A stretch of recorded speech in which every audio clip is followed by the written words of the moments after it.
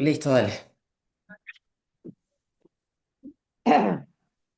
Tengo un poco de que respirar. Tal vez tenga que parar a hidratarme. Bueno, Obvio. cualquiera que sea la idea que ellas tengan de lo que una tregua, y aunque hablen movidas por un profundo cansancio y una fuerte frustración, yo digo que la tregua es una buena idea y conviene descansar. A lo cual ellas suelen contestar con voz chillona: ¿descansar? ¿Cómo puedo descansar cuando el mundo está yendo al carajo delante de mis narices? Pero al final la mujer tiene que descansar, equilibrarse y recuperar la concentración. Tiene que rejuvenecerse y recobrar la energía. Ella cree que no puede, pero sí puede, pues el círculo de las mujeres, tanto si estas son madres como si son estudiantes, artistas o activistas, siempre se cierra para llenar el hueco de las que van a descansar. Una mujer creativa tiene que descansar y regresar más tarde con su trabajo. Tiene que ver si la vieja del bosque, tiene que ir a ver a la vieja del bosque. A la rehabilitación de la mujer salvaje es una... Bueno, me trabé, voy de vuelta con esta oración. Tiene que ir a ver a la vieja del bosque, a la rehabilitadora, a la mujer salvaje. Es una de las múltiples representaciones. La mujer salvaje sabe que el ánimus se cansa con regularidad. No se sorprende de que éste se desplome al cruzar las puertas. Ya está preparada. No se nos acercará corriendo, presa del pánico. Nos recogerá y nos sostendrá en sus brazos hasta que volvamos a recuperar nuestro poder. Nosotras tampoco hemos de asustarnos cuando perdemos el impulso de concentración. Tal como hace ella, debemos sostener la idea y quedarnos un ratito con ella. Tanto si nuestra concentración está enteramente ocupada en nuestro propio desarrollo, como si lo está en los asuntos mundiales o en las relaciones. El ánimo se cansará. No es una cuestión de si Sí, no es una cuestión de sí, sino de cuándo. Esfuerzos prolongados, tales como terminar los estudios, incluir un manuscrito, culminar la propia obra, cuidar a un enfermo, son actividades que hacen que la otrora joven enérgica envejezca, se venga abajo y ya no pueda seguir adelante. Es mejor que las mujeres lo sepan al comienzo de una actividad, pues el cansancio las suele sorprender. Gimotean, murmuran, comentan en voz baja su fracaso, su incapacidad y cosas por el estilo. No, no. Esta pérdida de energía es normal, es la naturaleza, es atribuir al género masculino a la fuerza inagotable constituyente. El atribuir al género masculino a la fuerza inagotable constituye un error. Es una introyección cultural que se tiene que desterrar de la psique. Este error da lugar a que tanto las energías masculinas del paisaje interior como la de los varones de la cultura experimentan una injustificada sensación de fracaso cuando se cansan o necesitan descansar. Modus aprendi de la naturaleza de la vida muerta vida es el cíclico y se explica a todo el mundo y a todas las cosas. En este cuento, los tres cabellos se arrojan al suelo. En mi familia se suele decir, arroja un poco de oro al suelo. Deriva de la expresión, desprender las palabras, que en la tradición de los cuentistas y sanadores de mi familia significa eliminar algunas palabras del relato para conferirles más fuerza. El cabello simboliza el pensamiento que sale de la cabeza. Desprenderse de algunos y arrojarlos al suelo hace que el niño se vuelva más liviano y resplandezca con un fulgor todavía más intenso. De igual manera, su gastada idea o actividad podrá resplandecer con más fulgor si elimina una parte o se desprende de ella. Es la misma idea del escultor, que elimina una parte del mármol para que se vea mejor la forma oculta que hay debajo. Una excelente manera de renovar o fortalecer los objetivos o actividades que están agotados consiste en desprenderse de algunas ideas y concentrarse en ellas. Perdón, quería decir algo. Esto tiene que ver con lo que hablamos ayer, Flor. ¿Lo entendiste? ¿Yo estaba o fue una conversación por privado? No, no, no, no, porque la llamé por otra cosa y terminamos hablando de esto. Sí, sí, sí, entiendo perfecto. Perdón, Silvi, la próxima te llamamos a vos también. No, ¿Te entendemos? era de laburo, no tenía nada que ver. Ok, Por favor. bueno, pero lo estoy, Bueno, no, pero lo estoy escuchando y me acordé de esta charla, ¿sí? bueno, ustedes vieron Sí, que a mí se me trabó la lengua de manera incansable y hay un párrafo donde decía el cansancio cuando se cura a un enfermo y tengo una amiga que está pasando un proceso tan choto con su mamá y este párrafo me viene excelente para ella. Y bueno, me desconcentré. Perfecto. Bueno. Una excelente manera de renovar o fortalecer los objetivos o actividades que están agotados consiste en desprenderse de algunas ideas, acá está, ¿ves? Y concentrarse en el resto. Arrancar tres cabellos de su actividad y arrojarlos al suelo.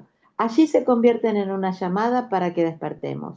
El hecho de arrojarlos al suelo provoca un ruido psíquico, un timbre, una resonancia en el espíritu de una mujer que da lugar a que ésta reanude su actividad. El sonido de alguna de las ideas que caen al suelo se convierte en el anuncio de una nueva era o de una nueva oportunidad. En realidad, la vieja, la que sabe, está podando ligeramente lo masculino.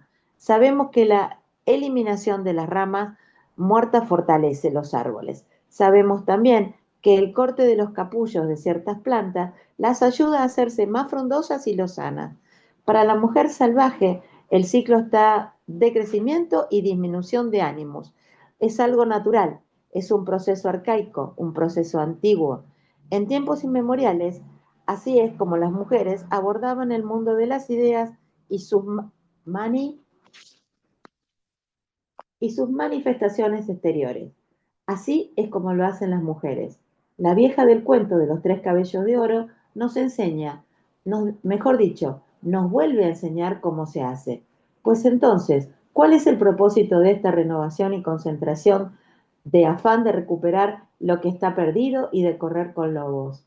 Es ir directas a la yugular para llegar hasta las semillas y los huesos de cualquier cosa que haya en nuestra vida, pues allí está el placer y la alegría, allí está el Edén de la mujer, el lugar donde hay tiempo y libertad para ser, pasear, asombrarse, escribir, cantar, crear y no tener miedo. Cuando los lobos perciben el placer o el peligro, lo primero que hacen es quedarse absolutamente inmóviles. Se convierten en estatuas concentradas para poder ver, oír y percibir en su forma más elemental qué es lo que ocurre. Eso es lo que nos ofrece la naturaleza salvaje, la capacidad de ver lo que tenemos delante gracias a la concentración y al hecho de detenernos, mirar, olfatear, prestar atención, sentir y saborear. La concentración es el uso de todos nuestros sentidos, incluso el de la intuición. A este mundo acuden las mujeres para recuperar su voz, sus valores, su imaginación, su clarividencia, su perspicacia, sus cuentos y antiguos recuerdos femeninos. Todo esto es fruto de la concentración y la creación. Si has perdido la concentración, siéntate y no te muevas. Toma la idea y acúnala hacia adelante y hacia atrás. Quédate con una parte de ella, arroja el resto y verás cómo te renueva. No tienes que hacer nada más. Extraordinario el final.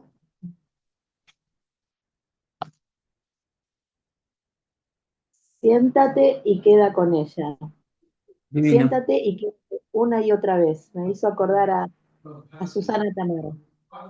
Quédate quieta y escucharlo otra vez y vuelve a quedarte quieta. Me pareció maravilloso este final, ¿no? ¿Por qué Sí. corren las mujeres con lobos? ¿Por qué? Tan simple el por qué. Bueno, ahí voy, ¿eh? Dale, perfecto. ¿La carraspera? Sumamente molesta. Capítulo 2. Capítulo 2, solo leímos un capítulo. El calor, No, la capítulo recuperación. 11. Ah, la puta madre, me parecía que había. Se me fue la temática. Bueno, Sí, vos sabés que me tengo que poner a hacer ejercicio de matemática, porque con los de lengua no hay problema, pero con los de matemática. Capítulo 11. El calor. La recuperación de la sexualidad sagrada. Las diosas obscenas. Hay un ser que habita en el subsuelo salvaje de la naturaleza femenina. Es una criatura, es nuestra naturaleza sensorial, y como cualquier criatura integral, tiene sus propios ciclos naturales y nutritivos. Este ser es inquisitivo, amante de la relación, a veces rebosa energía y otras permanece en estado de reposo. Reacciona a los estímulos sensoriales, la música, el movimiento, la comida, la bebida, la paz, el silencio, la belleza y la oscuridad. Este aspecto de la mujer es el que posee calor, no un calor tipo vamos a acostarnos, nena, sino un fuego subterráneo cuyas llamas suben y bajan cíclicamente. A partir de la energía que allí se libera, la mujer actúa según parece. El calor de las mujeres no es un estado de excitación sexual, sino un estado de intensa conciencia sensorial que incluye su sexualidad, pero no se limita a esta. Mucho se podría decir acerca del uso y el abuso de la naturaleza sensorial de las mujeres y acerca de la manera en que ellas y los demás reprimen sus ritmos naturales o intentan apagarlos por completo. Pero vamos a concentrarnos en su lugar en un aspecto en que es ardiente y decididamente salvaje y despide un calor que mantiene caldeadas las buenas sensaciones. En las épocas modernas apenas se ha prestado atención a esta expresión sensorial de las mujeres y en muchos lugares y momentos incluso se las ha desterrado por completo. Hay un aspecto de la sexualidad de las mujeres que en la antigüedad se llamaba obsceno o sagrado, no en el significado con que hoy utilizamos la palabra obsceno, sino con el de sexualmente sabio e ingenioso. Se atribulan, no, se, atribu, se, a- se tributaban a los dioses unos cultos dedicados en partes a la irreverente sexualidad femenina. Los ritos no son despreciativos, sino que más bien pretendían presentar algunas partes del inconsciente que incluso hoy en día siguen siendo misteriosos e inexploradas. La idea misma de la sexualidad como algo sagrado y más concentradamente de la obscenidad como un aspecto de la sexualidad sagrada es esencial para la naturaleza salvaje. Había en las antiguas culturas femeninas unas diosas de la obscenidad, así llamadas por su ingenua y, sin embargo, astuta lascivia, pero el lenguaje, por lo menos en castellano, dificulta enormemente la comprensión de las diosas de la obscenidad, como no sea en términos vulgares. He aquí el significado del adjetivo obsceno y otros vocablos afines. A través, a través de estos significados, creo que se comprenderá por qué razón este aspecto del antiguo culto de las diosas fue desterrado bajo tierra. Me gustaría que mis lectoras consideraran estas tres definiciones de diccionario y sacaran sus propias consecuencias. Sucio. El significado del término se ha extendido hasta abarcar cualquier tipo de suciedad y especialmente el lenguaje obsceno. Palabrota. Palabra obscena, expresión utilizada también actualmente para designar algo que se ha convertido en social o políticamente impopular o sospechoso, a menudo a causa de críticas y descalificaciones injustificadas o por no seguir las tendencias del momento. Obsceno, del hebreo antiguo ob, el significado de la maga bruja. Nada que ver, ¿eh? Completamente tomados de otro modo en Occidente.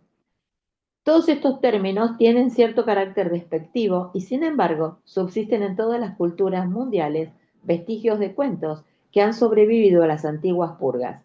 En ellos se nos dice que lo obsceno no es vulgar en absoluto, sino que más bien se parece a una especie de criatura de naturaleza fantástica que uno quisiera tener por amiga y cuya visita desearía con todo el alma recibir. Hace unos años, cuando empecé a narrar cuentos de la diosa obscena, las mujeres sonreían y después se reían al oír los relatos de las hazañas de las mujeres, tanto reales como mitológicas. Se utilizaba su sexualidad y su sensualidad para seguir un objetivo, aliviar una pena o provocar la risa, y por este medio enderezar algo que se había torcido en la psique. También me llamó la atención la forma en que las mujeres se aproximaban al umbral de la risa cuando se hablaba de estas cuestiones.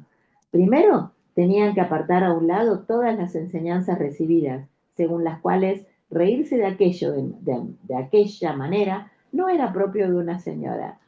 Y yo comprobaba que el hecho de ser una señora en una situación inapropiada ahogaba a una mujer en lugar de ayudarla a respirar. Para reír hay que poder exhalar el aire e inspirar en rápida sucesión. Sabemos por kinesiología y otras terapias corporales como el ACOMI que el hecho de inspirar nos hace experimentar sensaciones y que cuando no queremos sentir nada, contenemos la respiración. Cuando se ríe la mujer, respira libremente y al hacerlo es posible que empiece a experimentar unas sensaciones no autorizadas. ¿Y qué clase de sensaciones son esas? Pues bien, en realidad no son sensaciones, sino un alivio y un remedio para las sensaciones. Un alivio y un remedio que a menudo dan lugar a la liberación de lágrimas reprimidas y a la recuperación de recuerdos olvidados o a la rotura de las caderas de la personalidad sensual.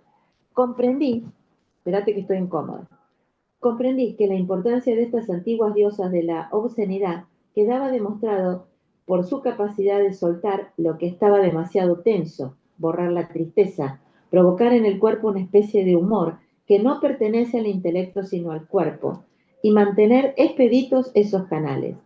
Es el cuerpo el que se ríe en los cuentos del coyote y en el del tío Tunga, las frases de Mae West, etc. Las travesuras y el humor de las diosas obscenas pueden hacer que la vital modalidad de la medicina se extienda por todos los síntomas neurológicos y endocrinos del cuerpo. Los tres cuentos siguientes simbolizan lo obsceno en el sentido que aquí hemos atribuido, es decir, una especie de encantamiento sexual sensual que produce una agradable sensación emocional. Dos son antiguos y uno es moderno. Giran en torno a las diosas obscenas que llevan mucho tiempo vagando sin rumbo por la tierra. En sentido positivo, pertenecen a la tierra fértil, al barro, al cieno de la psique, la sustancia creativa de la que procede todo arte. De hecho, las diosas sucias representan el aspecto sexual y sagrado de la mujer salvaje. Bueno, viene el primero. Baudo, la diosa del vientre. Hay un dicho muy expresivo. Ella hablaba por la entrepierna. Hay cuentos de la entrepierna en todo el mundo. Uno de ellos es el cuento Baudo, una diosa de la antigua Grecia, la llamada diosa de la obscenidad. Se le atribuyen también otros nombres, como por ejemplo Jambe, y parece ser que los griegos la tomaron prestada de otras culturas antiguas. Desde tiempos inmemoriales existen arquetípicas diosas salvajes de la sexualidad sagrada y de la naturaleza de la vida, muerte, vida. Solo existe una famosa referencia a Baudo en los escritos de la antigüedad, lo cual parece indicar que su culto fue destruido y quedó enterrado bajo la estampida provocada por las distintas conquistas. Tengo la corazonada de que en algún lugar, quizá bajo las boscosas colinas y los lagos de Europa y de Oriente Próximo, hay templos dedicados a ella, incluso con objetos e iconos óseos. Por consiguiente, no es de extrañar que muy pocas personas hayan oído hablar de Baudo, pero no olvidemos que un retazo del arquetipo puede contener la imagen del todo. Y el retrato lo tenemos, pues conservamos un cuento protagonizado por Baudo. Es uno de los más seductores, de las más seductoras y pícaras divinidades del Olimpo. Esta es mi versión de la cantadora, basada en el antiguo y salvaje vestigio de Baudo, que sigue brillando en los mitos postmatriarcales griegos y en los himnos oníricos. Me voy a hidratar un poquito la garganta. Silvi, ¿te sirve que lea yo? ¿Así descansas tu garganta o como quieras, eh? Mirá, Sí, me sí. sirve si lo tomás porque entre la garganta y estos lentes que ya no me sirven, estoy bastante complicada. Ah, bueno, Si entonces podés tomar, que sí, sigo leyendo yo. Sí, sí, tranqui, sí, sí, sí. Dale, sigo. Demeter, la madre tierra, tenía una hermosa hija llamada, ay, perdón, pero Perséfone me hace acordar a los Lelutier. Perséfone. me Bueno, basta. encanta, ¿Qué? me encantan estas dos diosas, son hermosas. Bah, como Bueno, hermosas. vamos, dale, perfecto. Demeter, la madre tierra, tenía una hermosa hija llamada Perséfone, que un día estaba jugando en un prado. De pronto, Perséfone tropezó con una preciosa flor y alargó las puntas de los dedos para acariciar su bella corola. Súbitamente el suelo empezó a estremecerse y un gigantesco zigzag rasgó la tierra. De de las profundidades de la tierra surgió Hades, el dios de ultratumba. Era alto y poderoso y permanecía de pie en un carro negro tirado por cuatro caballos de color espectral. Hades agarró a Perséfone y la atrajo a su carro en medio de un revuelo de velos y sandalias. Después, los caballos se precipitaron de nuevo al interior de la tierra. Los gritos de Perséfone sonaban cada vez más débiles a medida que se iba cerrando la brecha de la tierra, como si nada hubiera ocurrido. Los gritos y el llanto de la doncella resonaron por todas las piedras de las montañas y subieron borbotando en un acuático lamento desde el fondo del mar. Deméter oyó gritar a las piedras, oyó los gritos del agua. Después, un pavoroso silencio cubrió toda la tierra mientras se aspiraba en el aire el perfume de las flores aplastadas. Arrancándose la diadema que adornaba su inmortal cabello y desplegando los oscuros velos que le cubrían los hombros, Deméter voló sobre la tierra como un ave gigantesca, buscando y llamando a su hija. Aquella noche una vieja bruja les comentó a sus hermanas, junto a la entrada de su cueva, que aquel día había oído tres gritos. Uno era el de una voz juvenil lanzando alaridos de terror, otro una quejumbrosa llamada, y el tercero, el llanto de una madre. No hubo manera de encontrar a Perséfone y así inició Deméter la búsqueda de su amada hija a lo largo de varios meses. Deméter estaba furiosa, lloraba, gritaba, preguntaba, buscaba en todos los parajes de la tierra por arriba, por abajo y por dentro. Suplicaba compasión y pedía la muerte, pero por mucho que se esforzara, no conseguía encontrar a su hija del alma. Así pues, ella, la que lo hacía crecer todo eternamente, maldijo todas las tierras fértiles del mundo, gritando en su dolor, morid, morid, morid. A causa de la maldición de Deméter, ningún niño pudo nacer. No creció trigo para amasar el pan. No hubo flores para las fiestas ni ramas para los muertos. Todo estaba marchito y consumido en la tierra reseca y los secos pechos. La propia Deméter ya no se bañaba. Sus túnicas estaban empapadas de barro y el cabello le colgaba en enmarañados mechones. A pesar del terrible dolor de su corazón, no se daba por vencida. Después de muchas preguntas, súplicas e incidentes que no habían dado el menor resultado, la diosa se desplomó junto a un pozo de una aldea donde nadie la conocía. Mientras permanecía apoyada contra la fría piedra del pozo, apareció una mujer, más bien una especie de mujer, que se acercó a ella bailando, agitando las caderas como si estuviera en pleno acto sexual, mientras sus pechos brincaban al compás de la danza. Al verla, Deméter no pudo por menos de esbozar una leve sonrisa.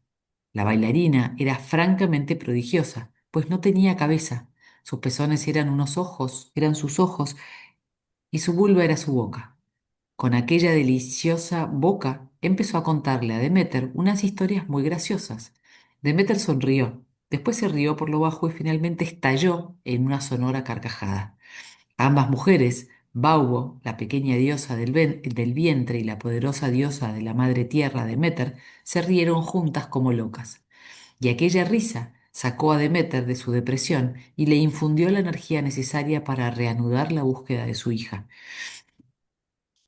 Y con la ayuda de Baubo, de la vieja bruja Hécate y del sol Helios, consiguió finalmente su objetivo. Perséfone fue devuelta a su madre. El mundo, la tierra y los vientres de las mujeres volvieron a crecer. Espectacular. La pequeña Baubo siempre me ha gustado mil veces más que cualquier otra diosa de la mitología griega, quizá más que ninguna otra figura. Procede sin duda de las diosas del vientre neolíticas, unas misteriosas figuras sin cabeza y a veces sin brazos ni piernas. Ah, bueno, nos quedamos cortos diciendo que son figuras de la fertilidad, pues está claro que son mucho más que eso. Son los talismanes de las conversaciones femeninas, es decir, de la clase de conversación que las mujeres jamás mantendrían en presencia de un hombre, como no fuera en circunstancias extraordinarias. Estas figurillas representan unas sensibilidades y unas expresiones únicas en todo el mundo. Los pechos y lo que se siente en el interior de esas sensibles criaturas, los labios de la vulva en los que una mujer experimenta unas sensaciones que los demás pueden imaginar, pero que solo ella conoce, y la risa del vientre, que es una de las mejores medicinas que pueda tener una mujer. Siempre he pensado que el Kaffee Klatsch es un vestigio del antiguo ritual femenino del estar juntas, un ritual que, como el antiguo, se centra en conversaciones del vientre y en el que las mujeres hablan desde sus entrañas, dicen la verdad, se ríen como locas, se sienten más reconfortadas y cuando vuelven a casa todo marcha mejor. A veces cuesta conseguir que los hombres se retiren para que las mujeres puedan permanecer a solas entre sí. Sé que en tiempos antiguos las mujeres animaban a los hombres a que se fueran a pescar. Se trata de una estratagema utilizada por las mujeres desde tiempos inmemoriales para que los hombres se alejen y la mujer pueda quedarse sola o en compañía de otras mujeres. Las mujeres necesitan vivir de vez en cuando en una atmósfera exclusivamente femenina, ellas solas o con otras mujeres. Es un ciclo femenino natural. La energía masculina está muy bien, más que bien, es suntuosa e impresionante, pero a veces es algo así como darse un atracón de bombones. Nos apetece tomar durante unos cuantos días un poco de arroz frío y un caldo calentito para purificar el paladar. Tenemos que hacerlo de vez en cuando. Además, la pequeña diosa del vientre, Baubo, nos recuerda la interesante idea de que un poco de obscenidad puede ayudar a superar una depresión. Y es verdad que ciertas clases de risa, y es verdad que ciertas clases de risa, la que procede de todos estos relatos que las mujeres se cuentan, esos relatos tan subidos de tono que rayan con el mal gusto, sirven para despertar la libido, vuelven a encender el fuego del interés de una mujer por la vida. La diosa del vientre y la risa del vientre es lo que nosotras buscamos. Por consiguiente, te aconsejo que incluyas en tu colección unos cuantos cuentecitos guarros, como el de Baubo. Esta forma reducida de cuento es una poderosa medicina. El divertido cuento guarro no solo puede disipar una depresión, sino también arrancar la negra furia que oprime el corazón, consiguiendo que la mujer sea más feliz que antes. Pruébalo y verás. Y ahora confieso que no puedo decir gran cosa acerca de los dos siguientes aspectos del cuento de Baubo, pues están destinados a ser comentados en pequeños grupos integrados exclusivamente por mujeres, pero sí puedo decir lo siguiente. Baubo posee otra característica. Ve a través de los pezones. Para los hombres es un misterio, pero cuando se lo comento a las mujeres, éstas asienten enérgicamente con la cabeza y dicen, sé lo que quieres decir. El hecho de ver a través de los pezones es ciertamente un atributo sensorial. Los pezones son unos órganos psíquicos que reaccionan a la temperatura, el temor, la cólera, el ruido. Son un órgano sensorial como no son los ojos de la cabeza. En cuanto a lo de hablar por la vulva, se trata de un punto de vista simbólico, de hablar desde la prima materia, el más básico y más sincero nivel de verdad, el os vital. No se tiene un asterisco ahí en el medio, ¿no? ¿Qué otra cosa se puede decir sino que Baubo habla desde el barro madre, la profunda mina, literalmente desde las profundidades? En el relato de Demeter, que busca a su hija, nadie sabe qué palabras le dirigió exactamente Baubo a Demeter, pero ya tenemos cierta idea. Coyote Dick, che, me quedan no sé cuánto tiempo, pero ya me saltó el cartel de 10 minutos. Nos quedan 8 minutos. ¿Nos alcanza? A ver. A ver. Bueno, meto este cuento. Dale. Este pedacito, sí. Ok. Coyote Dick.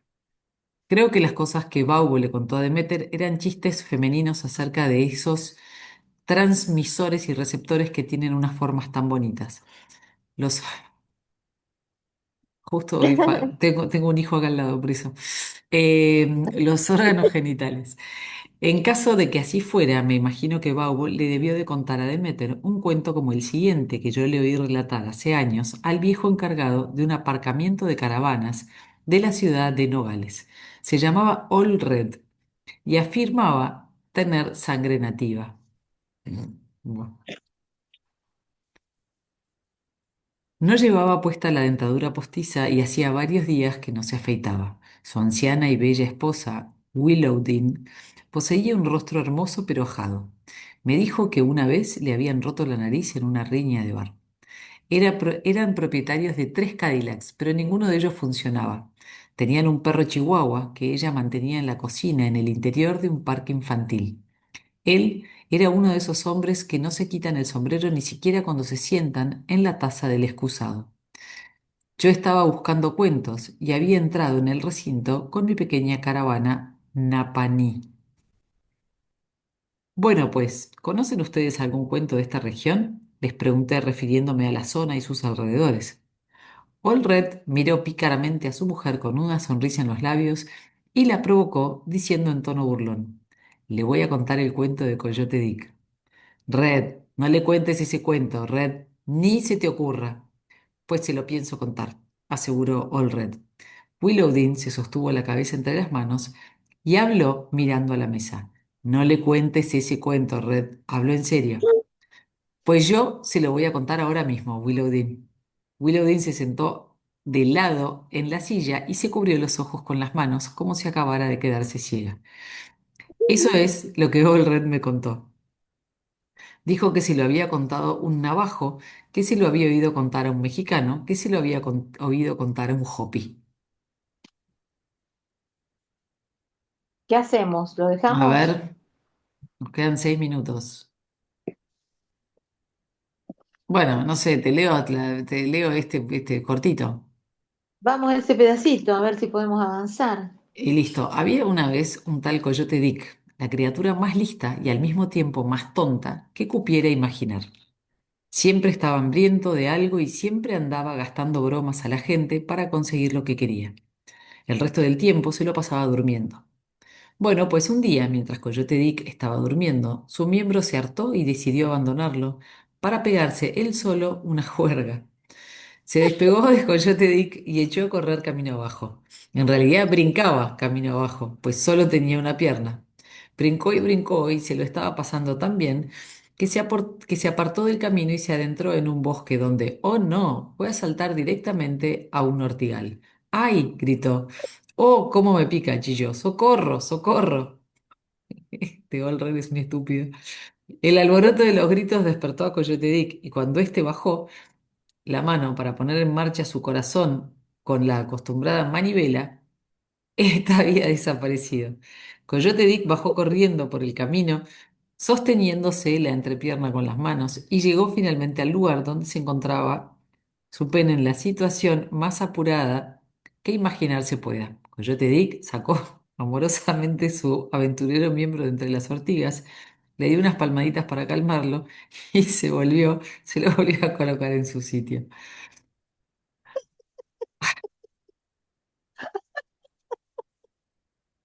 Red se Bueno, rió tanto que hasta le dio acceso de tos y los ojos le salieron de las órbitas. Y este es el cuento de Coyote Dick. Willowdene le recordó: Has olvidado contarle el final. ¿Qué final? Ya le he contado el final, masculló el Red. Has olvidado contarle el verdadero final del cuento, viejo bidón de gasolina. Pues, ya que lo recuerdas tan bien, cuéntaselo tú. Sonó el timbre de la puerta y el viejo se levantó de su desvencijada silla. Willow Dean me miró directamente a la cara con los ojos brillando como luceros. El final del cuento es la moraleja. En aquel momento, Baubo se apoderó de Willow Dean, pues ésta empezó a reírse por lo bajo. A continuación soltó una carcajada y finalmente estalló en una risotada del vientre tan prolongada que le asomaron las lágrimas a los ojos, y tardó 2 minutos en pronunciar estas últimas 3 frases, repitiendo cada palabra 2 o 3 veces, entre jadeos entrecortados. La moraleja es que aquellas ortigas, cuando Coyote Dick se apartó de ellas, le provocaron picor en la picha por siempre jamás. Y es por eso, por lo que los hombres siempre se acercan como el que no quiere la cosa a las mujeres para restregarse contra ellas y ponen cara de, uy, cuánto me pica. Porque mire usted, a esta picha universal le pica todo desde la primera vez que se escapó. No sé, no sé muy bien qué es lo que me llamó la atención. Sí, para escribirlo acá, píncola. Pero el caso es que ambas permanecimos sentadas en la cocina, gritando de risa y golpeando la mesa con las palmas de las manos hasta quedarnos casi sin fuerzas. Después, aquella sensación me recordó la que una persona experimenta cuando se acaba de comer un buen manojo de rábanos. Creo que esa es la clase de cuento que contó Baubo. En su repertorio se incluye cualquier cosa que haga desternillarse de risa a las mujeres sin que les importe enseñar las amígdalas y dejar que les cuelgue el vientre y se les entremezcan los pechos. La risa de carácter sexual tiene algo que la distingue de cualquier otra risa provocada por las más inocuas. Una risa sexual penetra muy adentro de la psique, hace vibrar todo lo que está suelto, juega sobre nuestros huesos y hace que una deliciosa sensación nos recorra todo el cuerpo. Es una forma de placer salvaje que pertenece al repertorio psíquico de todas las mujeres. Bueno, dejo acá pues nos quedan 2 minutos. Extraordinario, ¿no? Ah, no, a ver, pará, llego hasta una excursión a Ruanda. Listo, pará. Sí. Lo sagrado y lo sensual sexual viven muy cerca el uno del otro en la psique, pues ambos entran en acción cuando el sujeto experimenta una sensación de asombro, causada no por la intelectualización de algo, sino por la percepción de algo que recorre los caminos físicos del cuerpo, algo que, por un instante o en todo momento, ya sea un beso, una visión, una risa del vientre o cualquier otra cosa, nos hace cambiar, nos sacude, nos lleva a la cumbre, nos suaviza las arrugas y nos ofrece un paso de baile, un silbido, un auténtico estallido de vida. En lo sagrado, lo obsceno y lo sexual siempre hay una risa salvaje esperando, un breve paso de silenciosa risa o de desagradable risa de bruja, o un jadeo que es una carcajada, o una risa salvaje y animal, o un gorjeo que es como un recorrido por la escala musical. La risa es la cara oculta de la sexualidad de las mujeres. Tiene carácter físico, es elemental, apasionada, revitalizadora y por consiguiente excitante. Es una especie de momentánea sexualidad de la alegría, un verdadero amor sensual que vuela libremente, vive, muere y renace por obra de su propia energía. Es sagrado porque es curativo, es sensual porque despierta el cuerpo y las emociones, es sexual porque resulta excitante y provoca oleadas de placer. No es unidimensional, pues la risa es algo que una persona comparte consigo misma y con muchas otras personas. Es la sexualidad más salvaje de la mujer. Vamos a echar otro vistazo a los cuentos femeninos y a las diosas obscenas. He aquí un cuento que yo descubrí de niña. Es asombroso, la de cosas que pueden oír los niños sin que los mayores se enteren. Llegamos. Perfecto. Nos queda menos de un Sí. minuto. Maravilloso, ¿eh? Hermosísimo el cuento. Ay, Dios, me muero.